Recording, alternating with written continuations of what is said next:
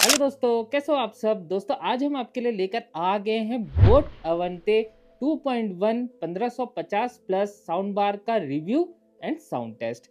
दोस्तों वैसे अगर आपको इसका डिटेल वीडियो देखना है आप हमारे मेन चैनल पर जाकर देख सकते हैं। हमारे मेन चैनल का नाम है AK टेक। अभी इसका करंट प्राइस चल रहा है 6500 रुपीज़। अगर मैं साउंड बार के टोटल पावर आउटपुट की बात करूं तो इसका टोटल पावर आउटपुट 160 वॉट्स का है।